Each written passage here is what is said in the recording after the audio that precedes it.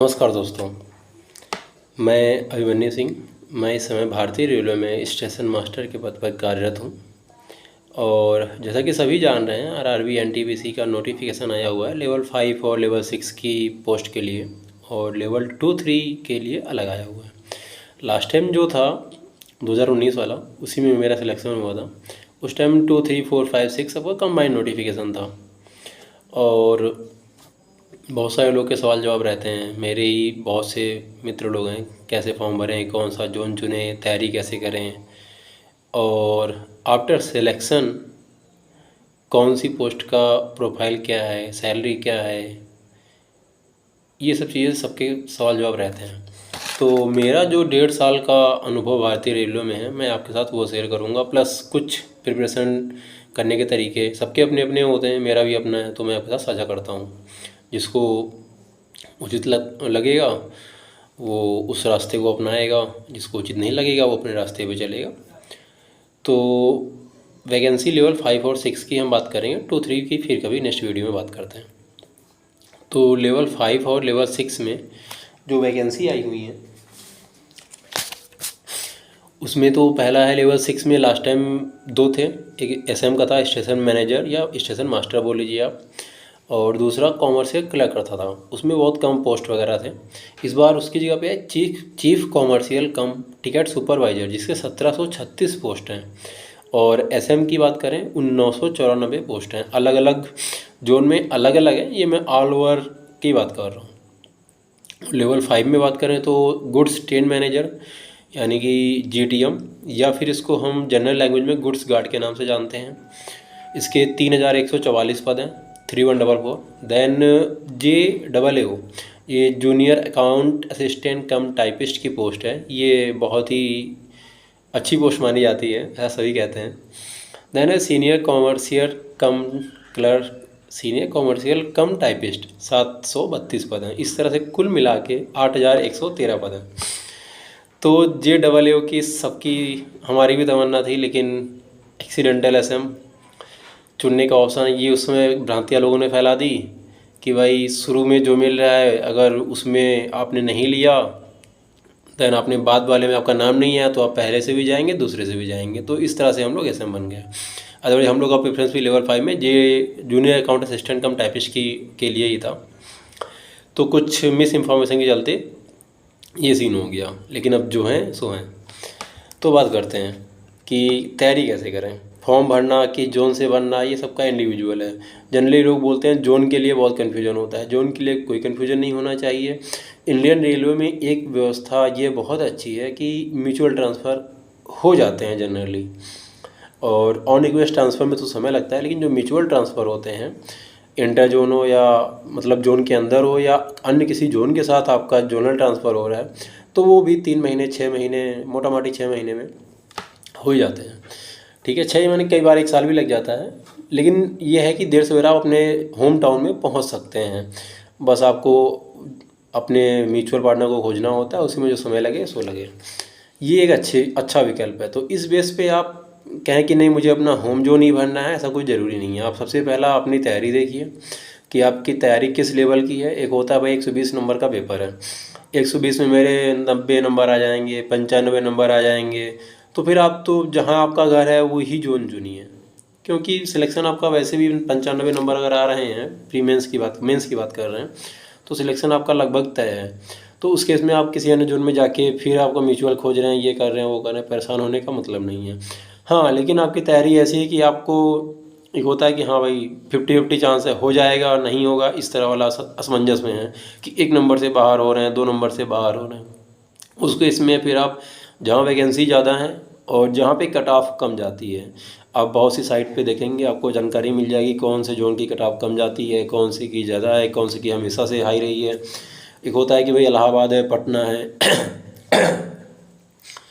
इलाहाबाद है, पटना है, इन सब की cut off all time high रहने वाली है। तो फिर एक होता है कि हाई ही रहेगी। एक होता है नहीं भाई, कुछ ऐसे जोन है जहाँ पे कभी बहुत ही कम चली जाती है, कभी मतलब बहुत कम इन द सेंस ये नहीं कि वहाँ 50% पे आ गया, ऐसा नहीं कहने का सेंस कंपेयर वाइज कि इलाहाबाद की कंपेयर में 10 नंबर कम है, ऐसा भी होता है। तो उस केस में फिर आपको वो सर्च करना पड़ेगा। और मेरा मानना है तैयारी आप इस लेवल में रखिए जोन कोई भी भरिए आप, कट ऑफ 2-4 10 नंबर ऊपर ही रहिए। ये हो गई बात जोन वाली। अब उसके बाद बात आती है तैयारी करें कैसे। तैयारी सभी कर ही रहे होंगे, सालों से कर रहे होंगे। कोई फ्रेश कैंडिडेट एनटीपीसी में आया है लेवल 5 और 6 में, तो फ्रेश कोई क्या ही आता है। सबके जितने भी फॉर्म भरते हैं लगभग 2 साल 3 साल 4 साल 5 साल, बहुतों को तो 10-10 साल की तैयारी टाइम पीरियड करते हुए हो गया किन्हीं भी कारणों से। कुछ तैयारी में लूज पॉइंट रहे या उन्होंने करी बीच में छोड़ दी, इन्होंने तो छूट गई। 36 साल सरकार उम्र दे रही है, इट मीन्स 35 साल वाला भी फॉर्म भर रहा है, 36 साल वाला जिसका होने वाला वो भी फॉर्म भर रहा है। जो 35 साल में फॉर्म भर रहा है इसका मतलब 10-12 साल कहीं ना कहीं तैयारी की है। या हो सकता है कि वो किसी अन्य जगह पे जॉब कर रहा हो, लेवल 2 3 4 में हो, लेवल 6 आना चाह रहा हो, लेवल 5 में लेवल 6 आना चाह रहा है। किसी का ड्रीम होता है नहीं मुझे इंडियन रेलवे में ही सर्व करना है इसलिए वो आना चाह रहा है। तो हर तरह के लोग हैं, सबका अपना अपना चल रहा होगा। मेरा जो पर्सपेक्टिव है वो मैं आपके साथ शेयर करना चाहता हूँ। तो जो मैंने अनुभव किया लास्ट टाइम, मैंने भी लेवल 2 3 4 5 6 सभी के एग्ज़ाम दिए थे। और जिसमें मैंने एग्ज़ाम दिए थे उसमें मैं ऑलरेडी जल मंत्रालय में, जल शक्ति मंत्रालय में कर रहा था लेवल 2 की पोस्ट पे। तो मेरा था कि मुझे लेवल 2 से लेवल 5 4 मतलब लेवल 2 से ऊपर जाना था, मेरा ये था। तो जो मेरी तैयारी थी, मैंने जो परस्पेक्शन अपना बनाया कि भाई देखो 3 सब्जेक्ट आते हैं, एक आता है मैथ, एक आता है रीजनिंग, एक आता है जीएस। 3 सब्जेक्ट है, इंग्लिश का लफड़ा है नहीं। अब मैथ आती है 35, मेंस की बात करें, प्री मैं ये मान के चल रहा हूँ कि आपका हो जाएगा, ठीक है, क्योंकि फॉर्म भरा है तो सिलेक्शन लेना है, तभी फॉर्म भरा है तो सिलेक्शन लेना है, तो प्री मान के चल रहे हैं, ठीक है। अब जिसने मेंस की तैयारी कर ली उसका प्री हो ही जाता है, ठीक है। तो मेंस की बात करते हैं। तो 35 नंबर की मैथ आती है, 35 नंबर की आती है रीजनिंग, 70 हो गए, और 50 की आती है जीएस। 120 नंबर का टोटल आपका पेपर होता है मेंस का। लेवल 5 और 6 में ये पैटर्न चल रहा था लास्ट टाइम, ठीक। तो 35 और 35 70, ये मैथ और रीजनिंग के सेक्शन ऐसे हैं जिसमें आप 70 के 70 नंबर सिक्योर कर सकते हैं। चलिए ठीक, बहुत 70 हो पाना बहुत रेयर होगा। तो 65 या 65 इस एग्जाम में मत लगाइए, फिर 65 के आसपास आपको इन 2 सब्जेक्ट में नंबर सिक्योर करने ही होंगे। देन कुछ बच्चे होंगे जिनका मैथ वीक है, रीजनिंग किसी का वीक होता नहीं है, और रीजनिंग वीक है तो फिर आपका सिलेक्शन नहीं होना है इतना आसान, फिर बहुत टफ हो जाएगा आपके लिए। इसलिए रीजनिंग वीक है ऐसा नो इसको, जिस पर कोई इसको चलना नहीं है। रीजनिंग में तो आपको 35 में 33 34 33 इसके नीचे अफोर्ड नहीं कर पाएंगे फिर आप सिलेक्शन, क्योंकि पोस्ट 8000 कितनी बताई थी, 8113 है। फॉर्म पड़ेगा 10 20 30 40 लाख से नीचे क्या ही पड़ेगा। तो इतना फॉर्म पड़ेगा, आप उसमें बोलेंगे मेरी रीजनिंग भी वीक है तो बात नहीं बनेगी। रीजनिंग आपकी 100% होनी चाहिए। मैथ में आप थोड़ा बहुत टाल मटोल कर सकते हैं अगर आपकी जीएस अच्छी है तो। आपकी जीएस डाउन है फिर तो मैथ और रीजनिंग आपको 100% परफॉर्मेंस देनी ही होगी। मैं अपने आप व्यक्तिगत शेयर करूं तो मेरा लगभग सभी लेवल 2 3 4 5 6 की बात करें, मैथ और रीजनिंग का वही 65 के आसपास ही स्कोर रहा। 70 में किसी में 64, किसी में 67 65 69, इस तरह 69 शायद लेवल 5 में था, इतना याद नहीं है, लेकिन 67 ऐसे कुछ था, मतलब 65 के नीचे किसी में गया नहीं जनरली। अब यहाँ से आपको एक एक्स्ट्रा वेटेज ये मिलता है कि भैया 50 नंबर की जीएस आनी है। आप अगर थोड़ा सा भी एक एवरेज स्टूडेंट हैं जीएस में तो 20 नंबर तो 50 में सिक्योर कर ही सकते हैं। करंट अफेयर्स आपकी अच्छी हो, स्टैटिक जीके अच्छी हो, साइंस सेक्शन अच्छा हो तो आप 20-22 नंबर सिक्योर कर लेंगे। अगर आपके 65 नंबर यहाँ से आ रहे हैं मैथ रीजनिंग से और आप 22-23 नंबर या 25 नंबर तक सिक्योर कर लेते हैं तो 65 और 25 आपके हो गए 90। और 90 नंबर लाने के बाद ऑल ओवर इंडिया कोई भी जोन में आप सिक्योर हैं।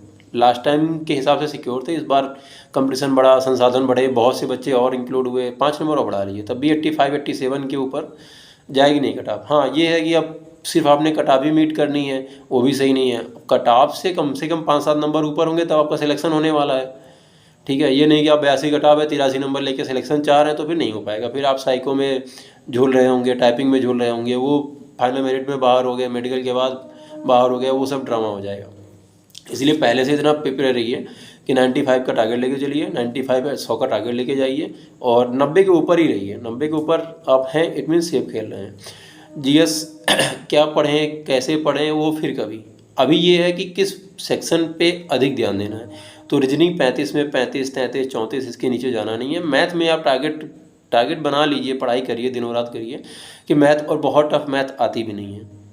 इसमें एक बेनिफिट कौन बच्चे रह जाते हैं, जो सीजीएल के बच्चे होते हैं, क्यों? क्योंकि उनको कम समय में अच्छा परफॉर्मेंस करने का प्रैक्टिस करना होता है भैया मैथ और रीजनिंग वगैरह सेक्शन में, तो क्या उनकी habit speed wise accuracy wise बहुत अच्छी हो जाती है। और रेलवे का जो बच्चा होता है सामान्यतः वो अपना जीएस की तरफ ही रुझान उसका ज़्यादा होता है, तो इसलिए मैथ में वो उसके लिए क्या होता है वहाँ पे टाइम का भी इशू आने लगता है। तो वहाँ पे फिर आपको एसएससी के बच्चे से एक्स्ट्रा फाइट करनी पड़ती है। एसएससी के बच्चे के साथ पिछली बार क्या था, एक प्रॉब्लम थी उसकी जीएस वीक जा रही थी, क्योंकि जीएस का वेटेज था नहीं एसएससी में उस समय, लेकिन अब जो पैटर्न है एसएससी का उसमें जीएस भी वैल्यू करने लगी है, अच्छा खासा वेटेज है उसका, तो इसलिए वो जीएस भी अच्छे से पढ़ रहा है।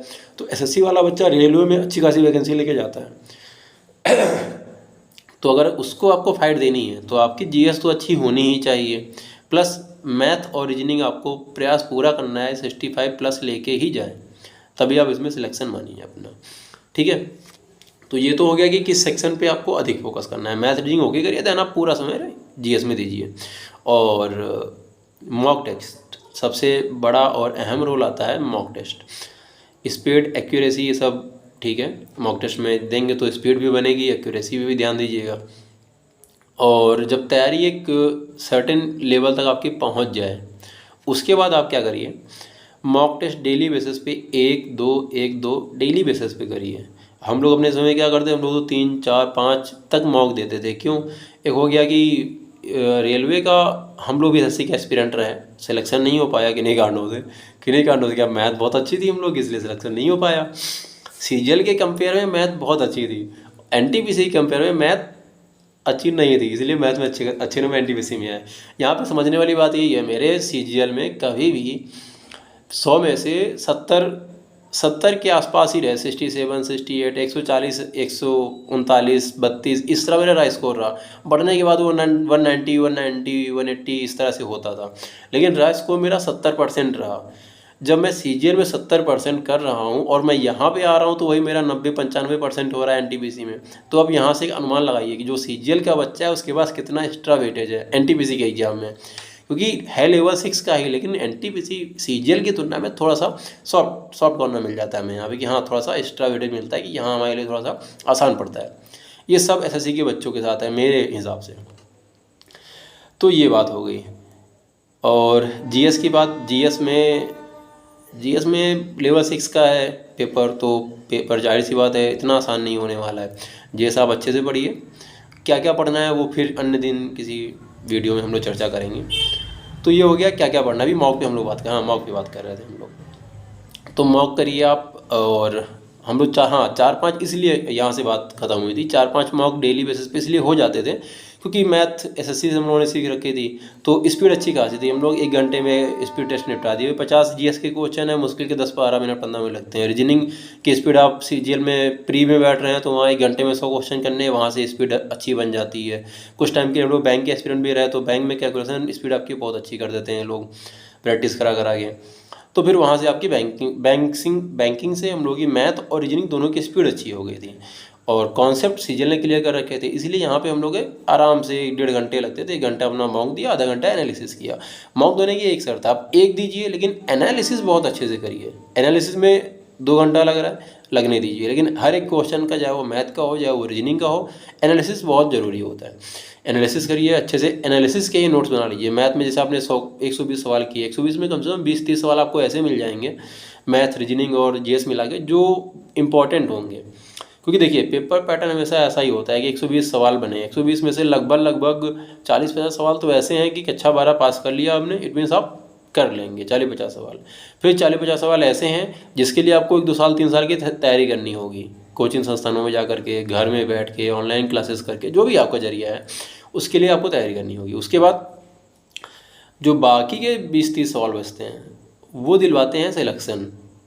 वो कैसे होंगे, वो आपकी एक होता है कि कोचिंग जा रहे हैं, तैयारी कर रहे हैं, जा रहे हैं, तैयारी कर रहे हैं। एक होता है नहीं, अथक परिश्रम कर रहे हैं, कोचिंग भी जा रहे हैं, घर भी जा रहे हैं, राह चलते, खाते पीते खेलते हर तरह से लगे पड़े हैं। वो जो लास्ट के 20-30 नंबर जो सिलेक्शन दिलाते हैं वो इस तरह की मेहनत से आते हैं।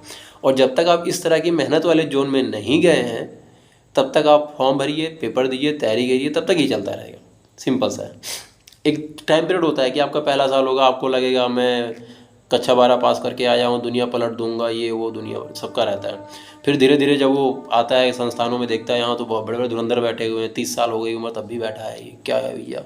पता लगता है उसके सामने तो बच्चे ही हैं, फिर कॉन्फिडेंस लो होना शुरू होता है, फिर पढ़ते हैं 6 महीने, फिर लगता है धीरे धीरे मेरा भी बूस्टअप हो रहा है। इस तरह से चलते चलते जर्नी चला करती है, 1 साल 2 साल 3 साल कब निकलते हैं पता नहीं चलता है।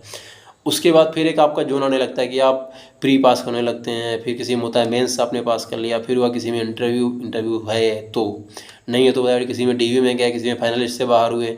जब आप डीवी और फाइनलिस्ट वाली में आने लगे ना, इट मीन्स आपका सिलेक्शन का समय आ गया है। तो वही है, स्टेप बाय स्टेप चीज़ें चलेंगी और स्टेप ज़्यादा नहीं है। ऐसे लेवल 6 की बात करें, एसएम की बात करें, मैं एसएम हूँ तो मैं एसएम की अधिक बात कर लूँगा।